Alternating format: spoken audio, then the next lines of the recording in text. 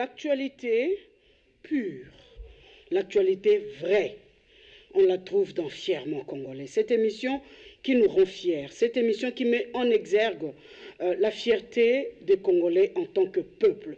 Cette émission qui aide à ce que nous puissions nous-mêmes, de l'intérieur ou de l'interne, changer l'image telle que Dieu nous a créée. Un grand pays, un grand peuple. Le président de la République avait parlé lors d'un discours qu'il avait prononcé. Il a parlé de la République démocratique du Congo, même ici, même en dehors de nos frontières, c'est un pays solution. Et Fièrement Congolais, cette émission vous dit que le peuple congolais, c'est un peuple solution. Parce qu'on ne peut pas avoir un pays solution, une nation solution, avec des gens ou un peuple à problème. Voilà la raison d'existence de cette émission. Et aujourd'hui, pour que nous puissions nous sentir fiers, pour que nous puissions commenter l'actualité qui va permettre à ce que le peuple congolais soit fier de son pays et de son président, parce que nous avons quelqu'un qui a eu la vision et il faut que cette vision soit matérialisée, et il y a des acteurs qui accompagnent les chefs de l'État pour que cette vision devienne réelle. Pour en parler, je ne suis pas seule sur ce plateau, il y a les changements des invités. Voilà, c'est ça, Fièrement Congolais. Chacun de nous est libre de parler de son pays comme il le veut, surtout quand il se sent vraiment fier d'être Congolais. Je commence par Maître Freddy. Bonjour. Bonjour madame, je suis très fier d'être invité dans cette émission. Oui, on vous voit sur d'autres chaînes par là. C'est ma première participation. C'est vraiment une bonne chose que d'être là devant une grande présentatrice que vous êtes, que j'apprécie beaucoup. J'ai de l'admiration considérable, c'est le cas de le dire, parce que je suis l'émission. J'espère que les idées que nous allons partager sur ces plateaux vont faire en sorte que ceux qui nous suivent quand même retiennent quelque chose d'important dans les analyses que nous allons faire. Voilà. Mais je ne peux pas, n'est-ce pas, ne pas remercier aussi notre Seigneur Jésus-Christ, hein, d'autant plus que la Bible déclare dans Proverbe 12, dans Proverbe 16, 9 plutôt, que le cœur de l'homme médite sa voie, mais c'est l'Éternel qui dirige ses pas. C'est-à-dire que c'est en élevant la gloire de Dieu que l'Éternel dirige nos pas. Donc c'est un peu ça. Voilà. Merci beaucoup. Nous le recevons. Je salue aussi le professeur Modeste Bahati, qui est l'initiateur statutaire de notre méga regroupement AFTCA. Voilà. Il paraîtrait qu'il n'y a pas qu'un seul regroupement, parce que vous avez parlé de méga, c'est un acteur politique qui est aussi méga et qui fait des grandes choses. Bien sûr. Alors, nous avons également Maître Docteur Lambé, que beaucoup des téléspectateurs le connaissent sous notre casquette, et voilà qu'il atterrit sur mon plateau. Hein, Docteur Lambert Lambé. Merci beaucoup, Madame Georgette. C'est une... Josette, s'il vous plaît. C'est une joie immense pour moi, personnellement, parce que lorsque je regarde le fond de cette émission, je mets toujours la main sur le cœur pour dire fièrement congolais. C'est ce qu'on fait. Les fonds et la pertinence même de la thématique de l'émission. J'ai toujours rêvé de passer dans cette émission. Dieu merci, aujourd'hui, je fais partie de votre cercle très fermé des invités. On l'ouvre. Et je crois que, comme a dit Maître Freddy Mwamba tout à l'heure, nous aurons à partager des idées sur notre nation, et avec fierté et fièrement, nous pourrions peut-être atteindre certains de nos amis, nos frères, et qui aussi partagent les mêmes idéaux que nous. D'accord. Nous allons cogiter autour de l'actualité. L'actualité en République démocratique du Congo, ce dernier temps, est tellement abondante. Nous sommes entourés, nous sommes enrichis de ce que fait le président de la République, premièrement, parce que c'est lui qui fournit de la matière dans cette émission. Et comme vous le savez, la RTNC de développement est là pour suivre pas à pas tout ce que le président de la République engage comme action pour amener la République démocratique du Congo vers son développement. C'est pourquoi aujourd'hui, avec vous, nous allons commenter l'actualité brûlante. D'abord, les gens sont encore sceptiques. Je ne dis pas tout le monde, parce que la majorité y a cru. C'est pourquoi nous avons vu les gens aller se faire enrôler. Mais il y en a sur qui où on souffle des phrases qui peuvent décourager. Est-ce qu'il y aura les élections en République démocratique du Congo en décembre 2020? Nous aurons les résultats des élections, le 20 décembre, plus précisément, Maître Freddy Mwamba. Madame, moi je crois que le pays se trouve dans un tournant décisif de son histoire. Il s'agit de ne pas rater le virage. Nous avons un président de la République qui a été, n'est-ce pas, forgé dans un moule démocratique. C'est tout à fait normal qu'il fasse en sorte que tous les moyens nécessaires soient mis à la disposition de la CENI, de telle sorte que nous puissions avoir les élections dans les délais. Et c'est ce qui va se faire parce que, jusqu'à preuve du contraire, le président de la CENI, qui est Kadima, n'a pas encore dit qu'il n'y aura pas élection.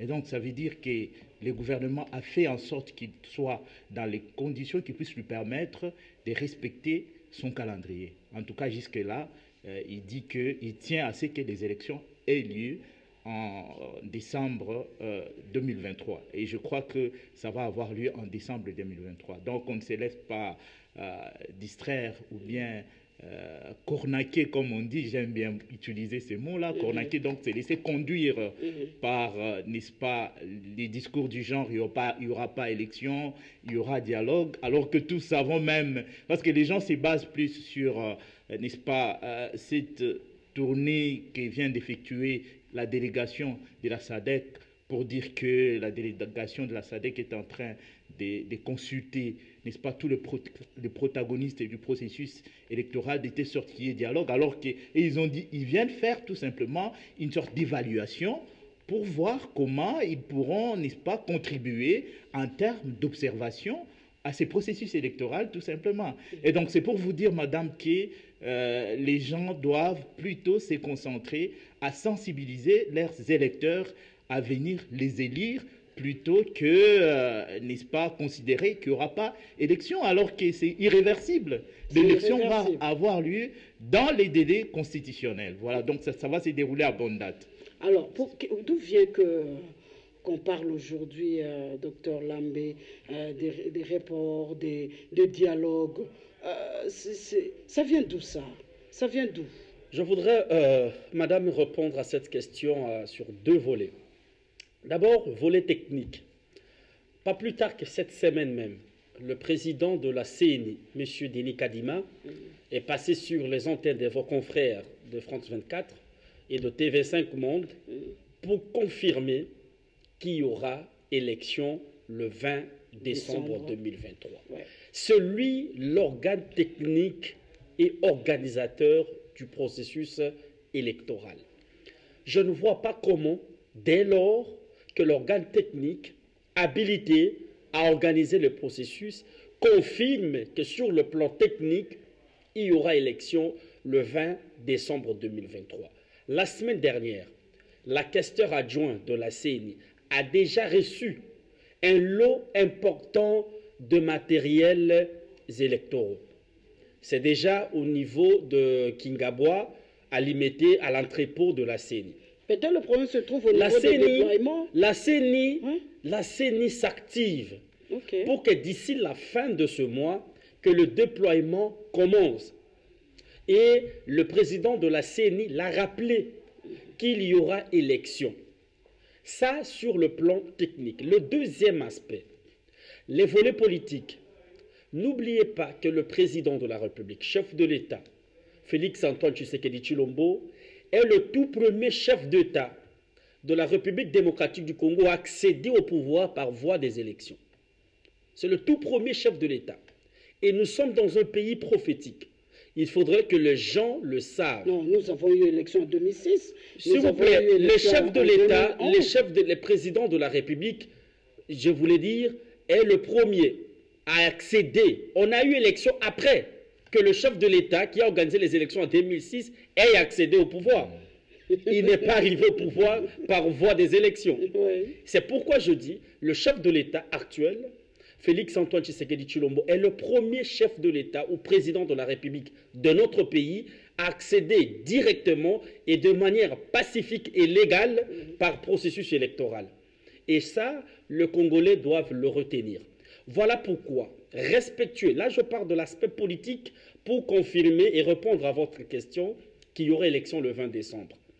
Sur le plan politique, la volonté du chef de l'État, respectueux, enfant idéologique d'Étienne Tshisekedi, respectueux de valeurs républicaines, a tablé sur la il a instruit à ce que la CENI soit régulièrement fournie pour que les processus électoraux aillent. Et récemment, le président de la CENI a confirmé que sur ce point, il y a la volonté politique et l'argent, le virement ou le versement a été donné et le ministère de Finances s'acquitte jusque-là. Donc les finances ne font pas défaut. Il n'y a pas de problème de finances, il n'y a pas un problème. Je comprends la peur. Vous savez pourquoi? Parce qu'on sait que s'il y a élection, Félix Antoine Tshisekedi Tshilombo va passer. C'est ça le problème. Le problème, ce n'est pas qu'il n'y aura pas élection. Les discours qu'il prononce à gauche, à droite, c'est qu'au vu des résultats, au vu de ce qui s'est passé pendant à peu près 3 ans, parce que je vous rappelle que les 2 premières années du chef de l'État, nous avons vu qu'elles ont été torpillées par certains partenaires.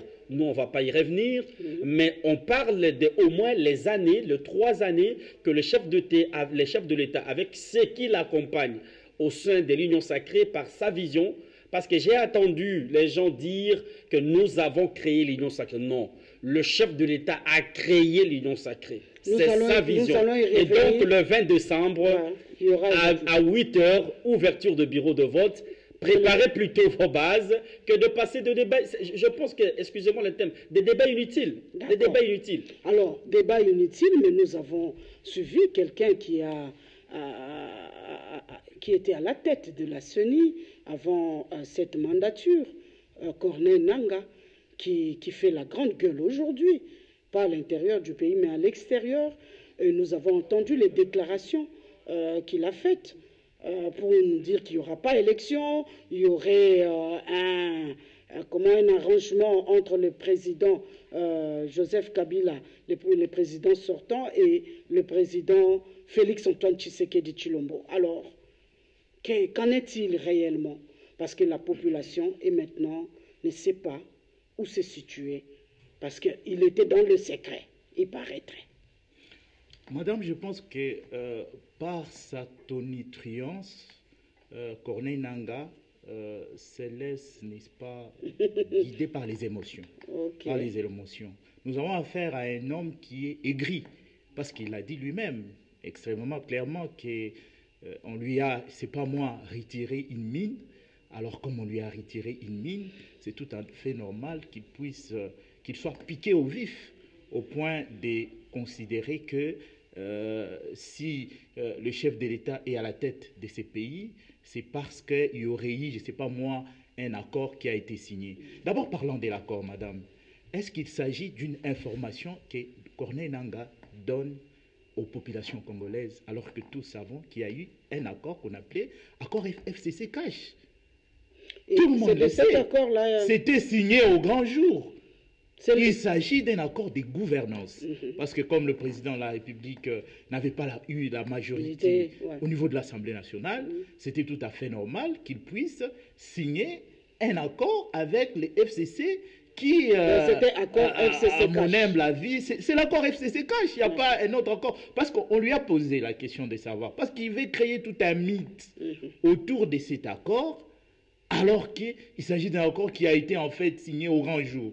Il dit même qu'il va, je ne sais pas moi, révéler cet accord, il va faire en sorte que tout le monde soit au courant de ce qui a été écrit dans cet accord, mais ça ne sera pas une information. Il perd son temps, La vérité, madame, c'est que M. Corneille Nangaa est sanctionné par les départements du Trésor américain. C'est lui qui a en fait même les grands bénéficiaires des élections qui ont eu lieu en 2018. C'est lui les grands bénéficiaires. De quelle manière, madame?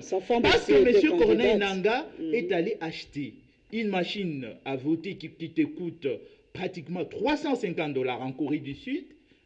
Mais M. Corneille Nangaa a surestimé le prix de cette machine à voter et l'a ramené même jusqu'à 1500. Il a surfacturé les machines à voter. Maintenant, en surfacturant les machines à voter, qu'est-ce qui s'est passé? Ce qui s'est passé, c'est qu'il a commencé maintenant à envoyer de l'argent dans ses comptes en banque à l'étranger. Et en voyant ces flux financiers-là, les États-Unis ont décidé, le département du Trésor américain a décidé de sanctionner M. Corneille Nangaa. Parce que beaucoup ne savent pas pourquoi il a été sanctionné. Il a été sanctionné pour ça, madame. Ok. Une machine qui te coûte $350, une machine à voter, mais lui, il a maintenant fait voir à l'opinion que c'était une machine qu'il avait achetée à $1500. Vous pouvez vous imaginer. Mais être sanctionné pour ça n'a rien à voir avec le fait de proclamer, monsieur, le président Félix Tshisekedi comme étant président de la République. Vous avez vu que lorsque le journaliste lui a posé la question de savoir qui avait, je sais pas moi, proclamé les résultats, oui. il a hésité à ces niveaux. Il a tout simplement dit, oh non, voilà, moi j'ai proclamé, et puis la Cour constitutionnelle a fait quoi? A confirmé.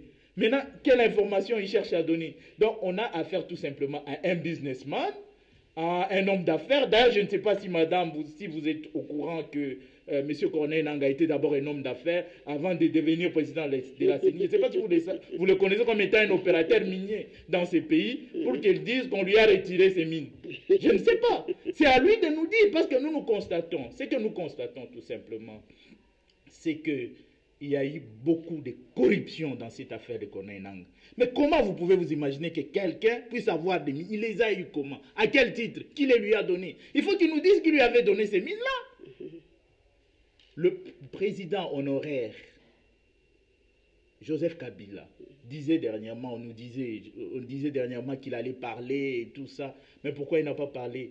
Et subitement, nous voyons la première sortie médiatique, c'était la sortie médiatique de Numbi, qui a parlé de ces mêmes accords. Et puis après, ensuite, c'est Corneille Nangaa qui revient encore sur l'accord. Si vous suivez ce que Corneille Nangaa a dit et ce que M. Numbi a dit, apparemment, c'est comme si ces deux versions matchent quelque part. Au sujet de cet accord, à l'aune de cet accord qui a été signé à l'époque. Donc, c'est pour vous dire cela signifie quoi? Nous avons affaire. Voilà, c'est pour vous dire que madame, il y a quelque chose qui se trame parce qu'il a dit lui-même que les élections n'allaient pas avoir lieu.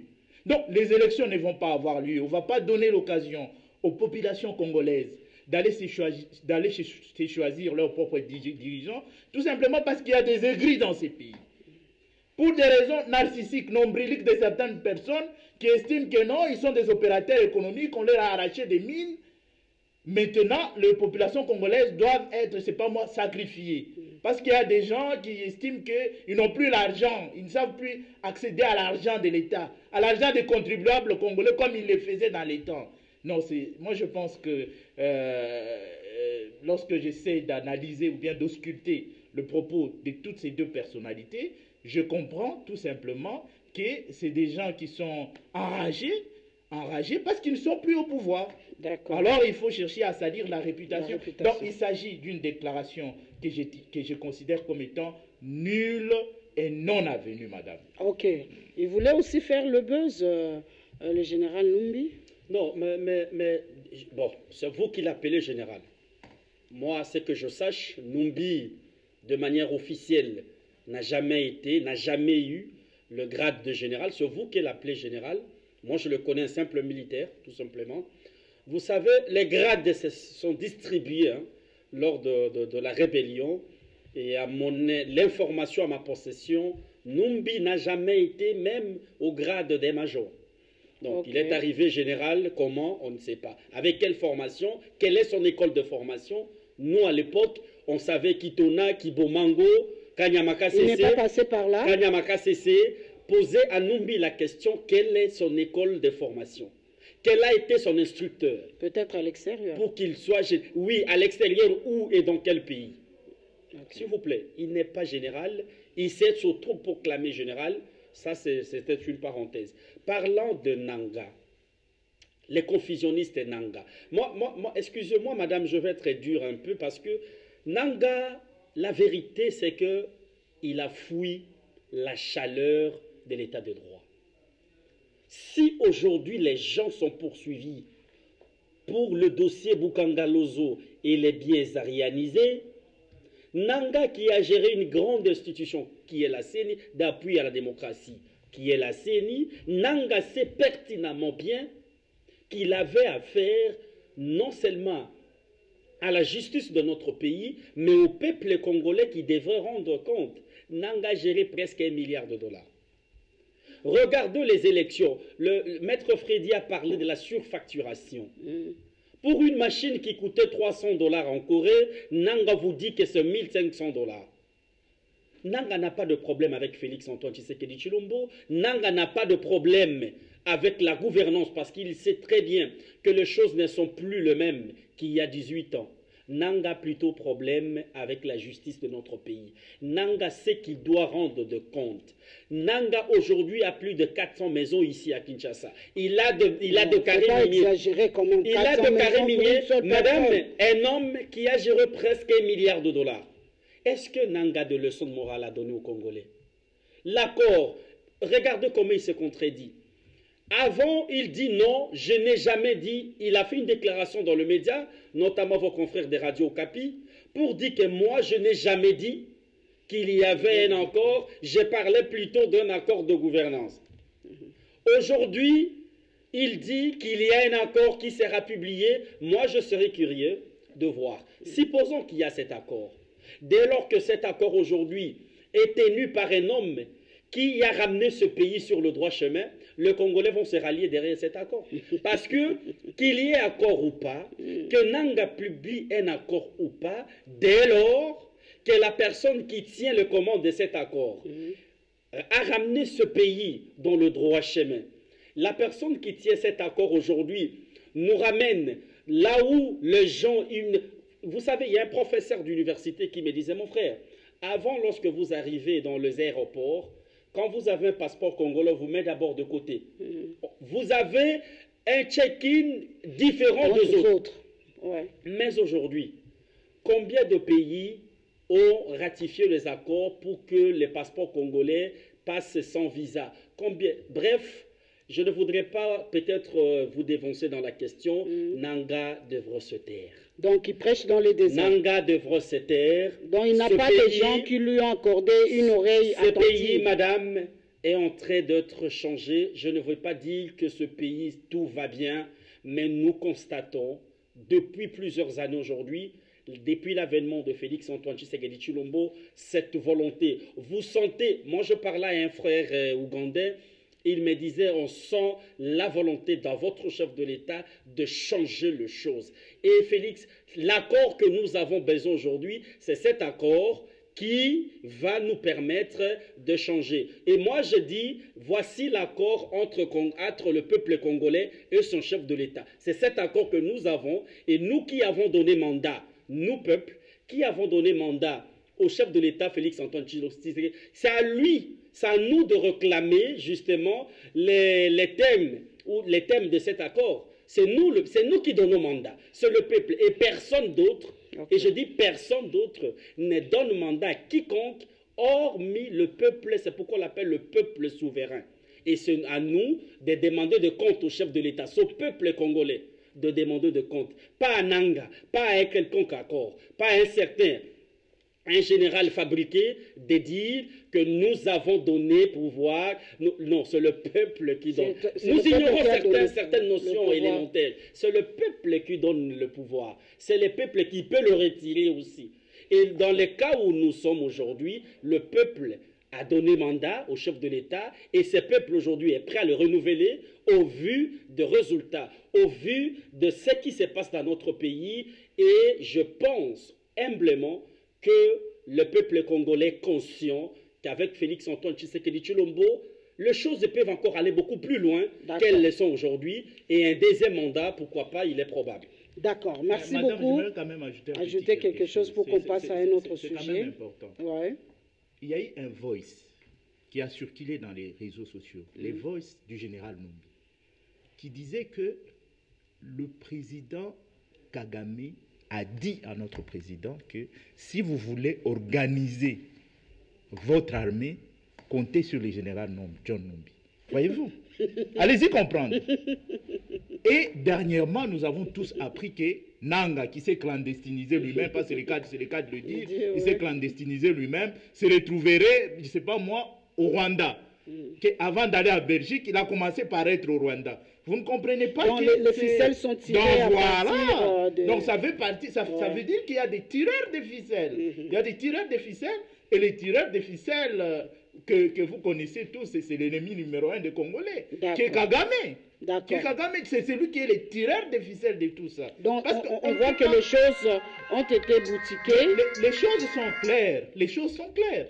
Parce qu'à partir du moment où Nanga lui-même dit, fait savoir, fait remarquer qu'il a proclamé les résultats et que la Cour constitutionnelle a confirmé les résultats qu'il y a, donc il n'y a pas de débat. Il n'y a pas de débat. Donc s'il peut y avoir accord, ça peut porter sur autre chose. Donc, ça n'a rien à voir avec les résultats. Voilà. Donc ça n'a rien à voir avec les résultats. Seul accord parce qu'il l'a dit lui-même. FCC cache. Merci beaucoup. Et le président, en prélude de la rupture de cet accord, avait annoncé, il a dit que je vais déboulonner les systèmes. Avec le discours de Il a dit lui-même qu'il allait déboulonner les systèmes. Il a dit clairement et tout le monde a suivi.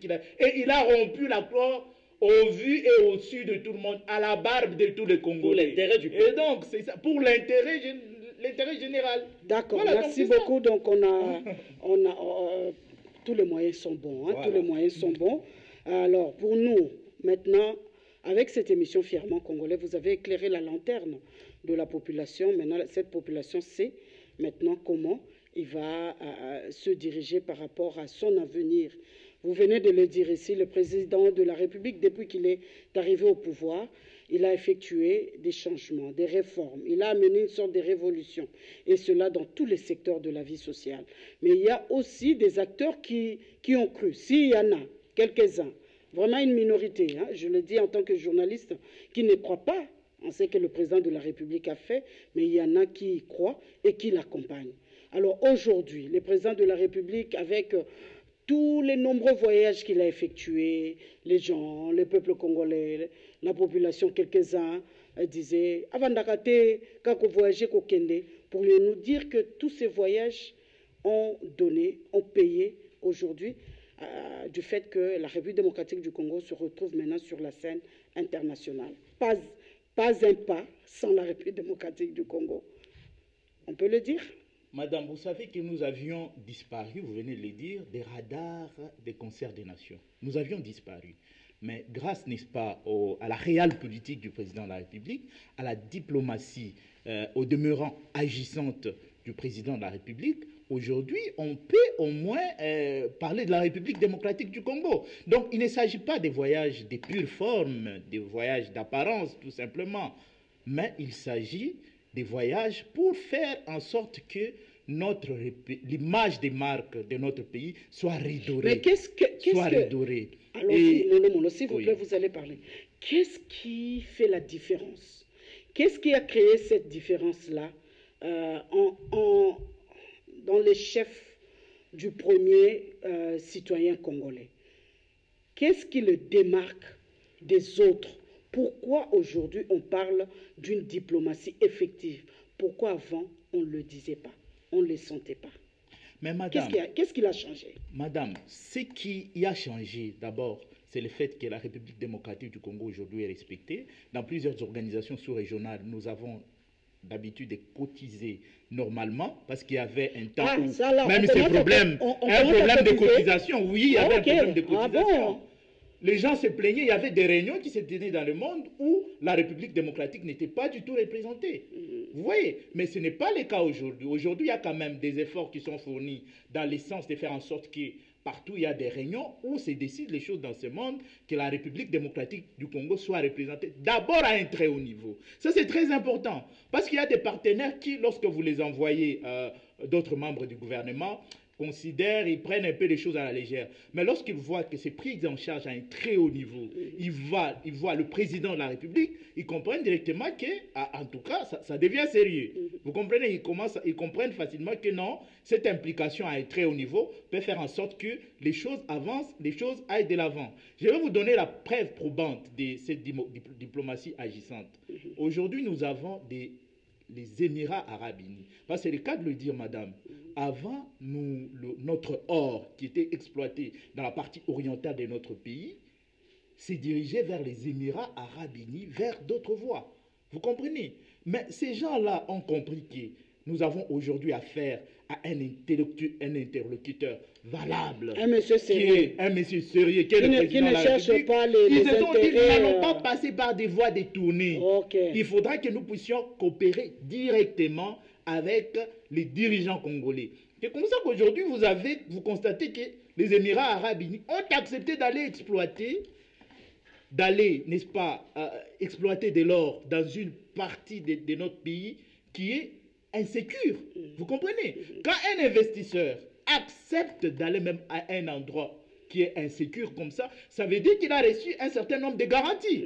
Et ça va faire en sorte que qu'il y ait même restauration de la paix. Madame, je ne sais pas si vous avez constaté qu'il y a quand même des avancées, ça fait un temps, dans la partie orientale de notre pays. Surtout avec, n'est-ce pas, un certain nombre de compatriotes qui sont en train de se battre bec et ongle pour défendre notre alma mater, notre terre nourricière, qui est la terre de la République démocratique du Congo, les compatriotes, conformément à l'article 63 de notre Constitution, où on nous demande, où on dit que tous les Congolais ont le droit et le devoir de défendre l'intégrité de notre territoire. Vous comprenez, madame? Donc, tout ça, ce sont des avancées qui démontrent à suffisance que notre diplomatie est agissante, parce que ce n'est pas une génération spontanée. La présence des Émirats arabes unis dans ce pays n'est pas une génération spontanée. Ils ne sont pas venus comme ça ex nihilo, sur base de rien, non. Ça dit qu'il y a eu, n'est-ce pas, des démarches qui ont été faites pour qu'ils puissent arriver aujourd'hui. Et il faut aussi comprendre qu'il n'y a pas de diplomatie superfétatoire, madame. Parce qu'il y a des gens qui disent non, il a voyagé, plusieurs voyages, mais on ne voit rien. Non, il n'y a pas de diplomatie superfétatoire. À partir du moment où vous posez une action diplomatique, madame, il y a toujours même un minimum de résultats par rapport à l'action que vous venez justement déposer. Donc, il y a beaucoup de choses qui sont en train de bouger grâce à la maestria du président de la République. Oui, madame, j'ai ouï comprendre dans votre question. Vous avez d'abord parlé de gens, de personnes qui portent cette vision du chef de l'État et qui la matérialise. Je crois que lorsque l'Union sacrée est créée, il y a des gens qui ont pris ce fardeau du chef de l'État pour dire nous allons partager avec vous cette vision. Et c'est pourquoi j'ai dit au début que l'Union sacrée est l'œuvre d'esprit et la conception personnelle et personnalisée du chef de l'État que le président du Sénat, Modeste Bahati Lukwebo, a su apporter.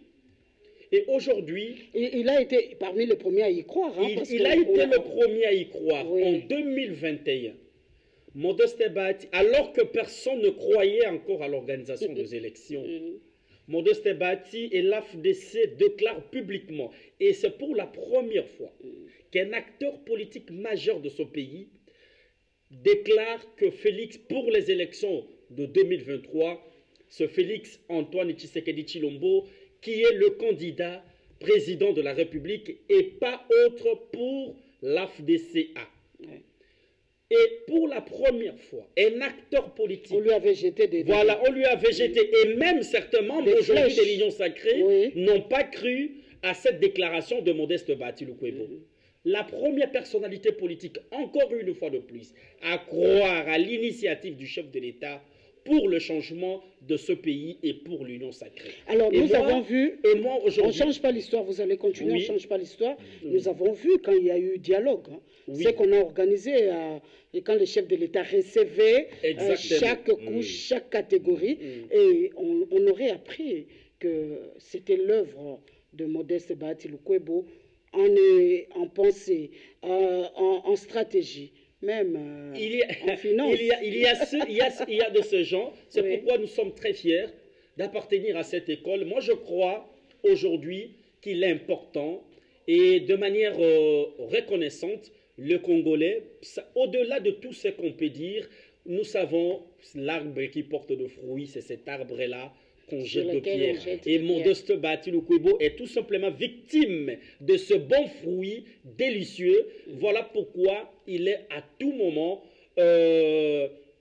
massacré par les ennemis de la République.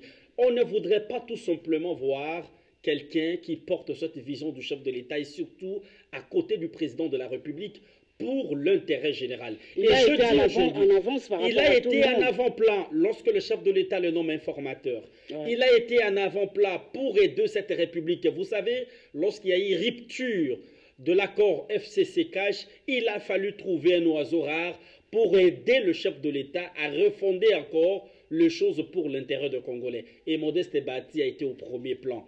Et moi, je pense qu'honnêtement, humblement, nous, Congolais, nous devons être reconnaissants et regardants par rapport aux gens qui portent cette vision et qui ont accompagné et qui continuent à accompagner la vision du chef de l'État jusqu'à ce jour. Je vais revenir à ce que vous avez dit tout à l'heure par rapport à notre pays, à la diplomatie.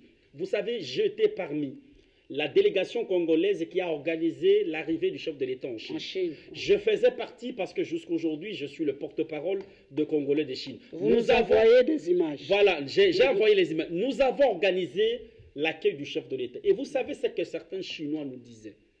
Que c'est pour la première fois qu'ils voient le gouvernement de leur pays être mobilisé pour accueillir un chef d'État africain. Pour la première fois.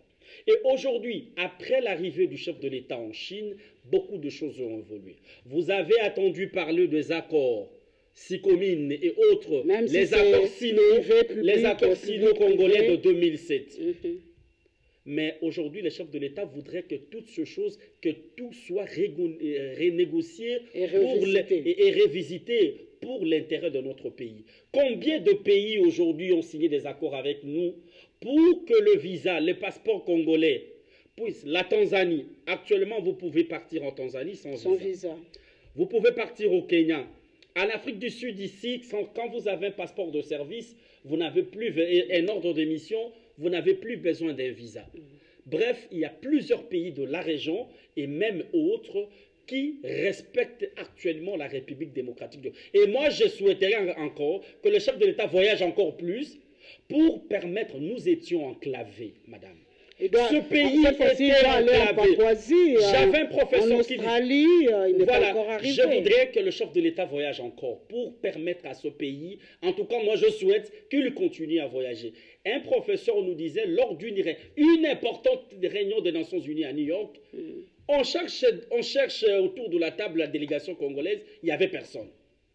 Et c'est un Congolais habitant là-bas qui jouait le rôle d'un interprète qui vient s'asseoir parce qu'on parlait du Congo. Mais on demande où est la délégation congolaise? Madame, ce pays vient de loin. Chers compatriotes, ce pays vient de loin. Et moi, je crois et je pense que si nous, Congolais, on est conscients, si nous sommes sérieux avec nous-mêmes et si nous regardons notre histoire, là où nous étions depuis 1960 jusqu'à ce jour, et je pense fièrement que nos pères de la nation, Patrice Lumumba, Laurent Désiré Kabila, là où ils sont très fiers. Étienne Tshisekedi Amulumba, d'heureuse mémoire, ils sont très fiers de ce qu'est en train de faire Félix Antoine Tshisekedi Tshilombo depuis son avènement jusqu'à ce jour. Et je crois, madame, parce qu'on n'a pas souvent l'habitude de voyager, sortez un peu de ce pays aujourd'hui et que les gens vous disent ce qu'ils racontent différemment de ce qui se disait contre la République démocratique du Congo dans le passé. C'est-à-dire que ce pays était enclavé, complètement enclavé, et que le chef de l'État est en train de rouvrir. Regardez les accréditations des ambassadeurs. Combien de pays ont accrédité leurs ambassadeurs ici? Et vous avez vu ce balai diplomatique. Il y a eu un balai, c'est la question. Vous avez vu le balai diplomatique de pays qui ont refait encore confiance à notre nation. Et tout ça, nous devons dire la vérité au peuple et aux gens qui n'aiment pas ce pays, qu'avec Félix Antoine Tshisekedi Tshilombo, les choses ont... Nous sommes conscients que tout n'est pas encore fait. Nous sommes conscients des enjeux. Nous sommes conscients qu'il y a des éléments importants à ajouter. Nous sommes conscients qu'il faut les social, qu'il faut améliorer au-delà de ce qui est fait. Et c'est pourquoi je vais conclure. Je disais à un ami, comment vous allez convaincre les parents qui aujourd'hui 6 millions d'enfants étudient gratuitement? Comment vous allez convaincre ce parent de ne pas croire à Félix Antoine Tshisekedi Tshilombo lorsqu'ils prennent ces économies pour les diriger à autre chose? Comment vous allez me dire aujourd'hui le programme de 145 territoires, comment vous allez convaincre les gens qui sont à Bikoro, qui pour la première fois de leur histoire ont vu une école construite à matériaux durables, pour la toute première fois. Comment vous allez convaincre les gens de Sakanya et à travers la République où les écoles sont construites pour l'encadrer? Comment vous allez faire pour convaincre? Bref, moi je pense humblement que les œuvres font la campagne déjà du chef de l'État. Tout à fait. Merci Madame, beaucoup. il a dit quelque chose Oui. en rapport avec le professeur Modeste Bahati. Ouais. Quand même Oui, parce que Modeste Bahati, nous savons que c'est voilà. un artisan à un moment donné Oui. où on ne savait plus, Oui. même sur le plan politique, ça flottait un peu. L'avenir sur le plan politique de la République démocratique du Congo devenait de plus en plus sceptique. Et soudain, comme il l'a dit, cet oiseau rare est arrivé. Il est nommé formateur et nous savons ce qui s'est passé pendant ce moment-là. Et aujourd'hui, on peut se dire que nous sommes assis sur des institutions vraiment très, très sûres. C'est grâce aussi à cette action-là. Il accompagne le chef de l'État, Bahati Lukwebo, sans intérêt, pensez-vous? Madame, c'est un homme qui est respectueux de ses engagements. Vous avez vu même lorsqu'il était avec le président honoraire Joseph Kabila. Il a fallu que le président Joseph Kabila les chassât pour qu'il quitte le FCC. Parce que les gens pensent que non, bon voilà, il est en train de quitter ici. Non, il a été chassé tout simplement parce que, comme vous le savez bien, madame, nous sommes en politique. La moisson que le professeur Modeste Bahati a amenée à l'issue des élections de 2018 était une moisson abondante. Il a eu 41 députés nationaux. Il était la deuxième force politique au sein du FCC. Et en tant que deuxième force politique au sein du FCC, il devait normalement diriger une institution. C'est à ce titre-là qu'il a demandé à ce qu'on lui accorde les Sénats. C'était à juste titre. C'est comme ça en politique. Il avait apporté. Mais les autres là qui ne travaillent pas, qui croisaient les bras, ont commencé à les combattre. Parce que le président de la République, parce qu'en fait, le FCC avait déjà eu l'Assemblée nationale et la primature. Mais c'était tout à fait normal que les Sénats reviennent au professeur Modeste Bahati. Qu'ils disent que moi j'ai apporté quand même une moisson abondante et c'est aux travailleurs, c'est les travailleurs en principe qui doivent bénéficier de quelque chose. On a fait tout un problème. On a fait tout un problème, on lui crée des problèmes, on le chasse du FCC. Alors qu'est-ce qu'il allait faire? Qu'est-ce qu'il allait faire? Comment voulez-vous? Quand quelqu'un vous chasse, vous allez insister de rester là-bas. Quand il faisait partie de FCC, on se rappelle que le président de la République, Félix Antoine Tshisekedi, l'avait amené à Lubumbashi. C'était déjà des signes annonciateurs. Voilà, c'est pour vous dire. Il était la seule personne. C'est pour vous dire que même quand il accompagnait le président de la République. Vous n'avez pas compris que depuis qu'il a pris cet engagement d'accompagner le président de la République, il est resté constant jusqu'aujourd'hui.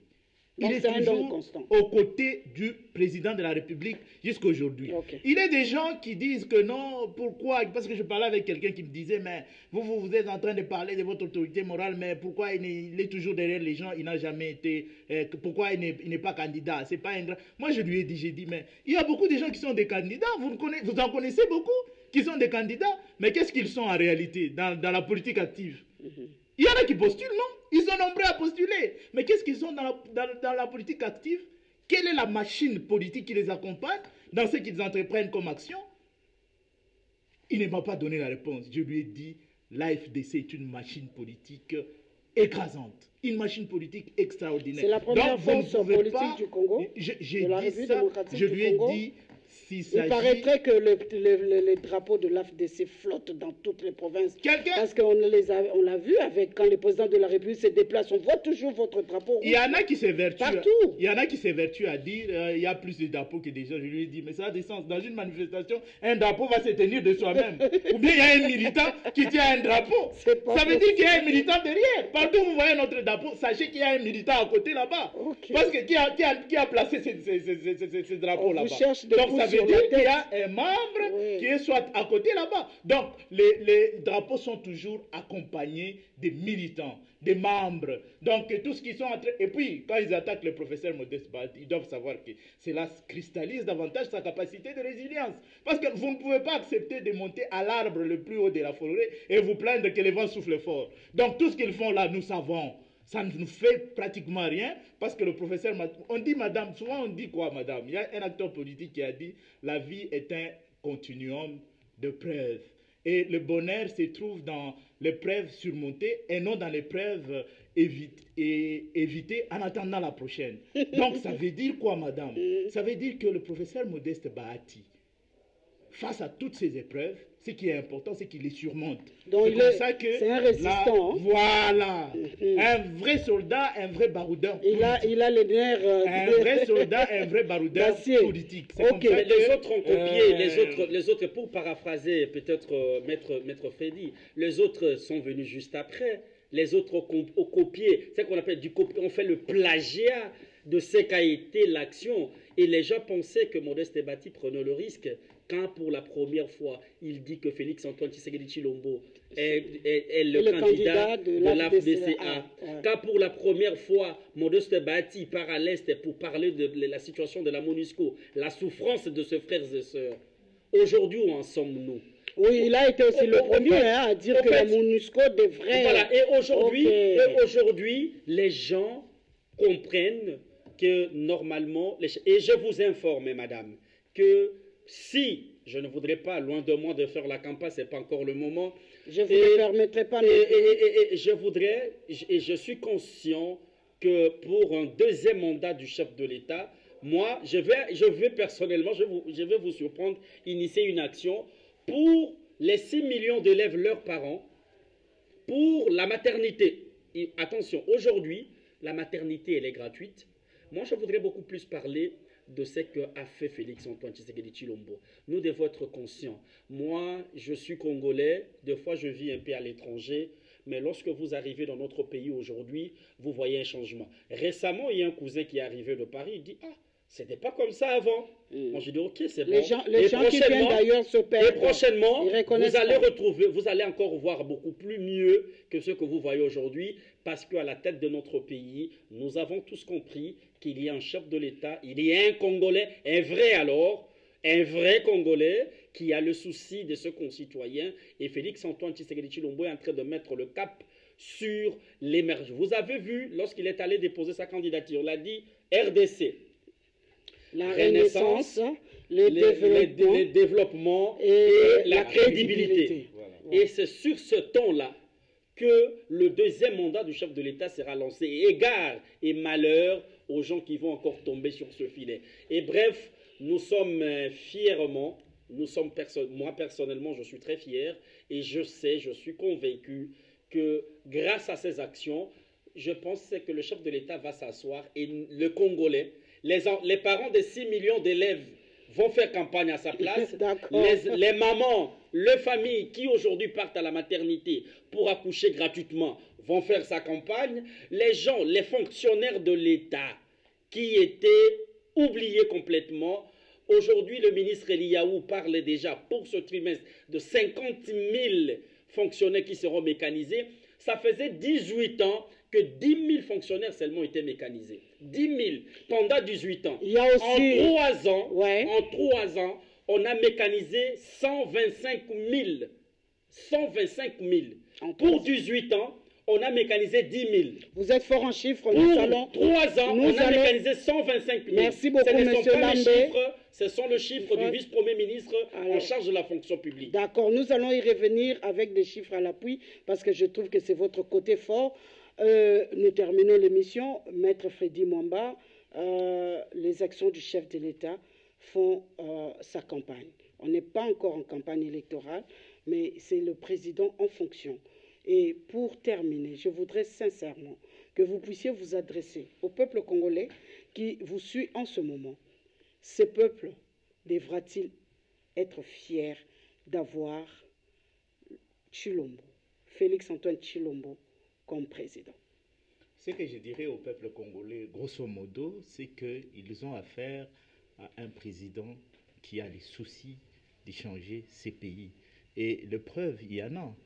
Ce qui a été réalisé dans les 3 ans, c'est le cas de lui dire, madame, hein, le président de la République n'a pas dirigé ces pays pendant 5 ans seul. Il a dirigé d'abord pendant 2 ans avec le FCC qui est en train aujourd'hui de s'attaquer à bras raccourcis au président de la République, oubliant qu'ils ont aussi participé à la gestion du pays pendant 2 ans, parce que nous avons fait une année dans des bisbilles en attendant l'installation, n'est-ce pas, du gouvernement, avec le premier gouvernement de l'ère Tshisekedi est intervenu une année après, le gouvernement Ilunga Kamba, et ce gouvernement Ilunga Kamba a encore fait une année. Et on allait toujours des blocages en blocage. Donc il a fait tous ses exploits en 3 ans. Le président de la République a fait tous ses exploits en 3 ans. Et donc je pense que si on lui donnait encore un autre mandat, j'estime qu'il pourra encore faire mieux que ce qu'il a accompli jusque-là. Donc, les populations congolaises peuvent lui faire confiance. C'est un Congolais de père et de mère, un Congolais qui a les soucis de la population congolaise. Il les démontre dans sa façon de gérer les pays. Parce qu'il faut dire que nous étions dans les précipices, madame. Les gens veulent voir les choses changer comme ça, ex abrupto, brusquement comme ça, non? Mais il faut, je pense, du temps pour que tous les Congolais, quasiment tous les Congolais, se reconnaissent dans les actions du président de la République. Ils doivent se souvenir de là où nous venons. Nous venons de très loin, madame. Nous venons de très loin. Okay. C'est comme ça que je suis fier d'être du bon côté de l'histoire. Parce que je sais qu'avec le président de la République, il y aura encore davantage de bonnes choses qui vont se faire en faveur des populations congolaises. Merci beaucoup d'avoir répondu à notre invitation. Moi, je n'ai pas fièrement congolais, oui, parce que vous avez beaucoup parlé. Je voudrais juste 30 secondes. 30 secondes, allez-y. Oui, en fait, je voudrais dire ceci, chers Congolais, chers compatriotes. Je pense que nous sommes conscients de tout ce qu'a fait le chef de l'État, le président de la République, Félix-Antoine Tshisekedi Tshilombo.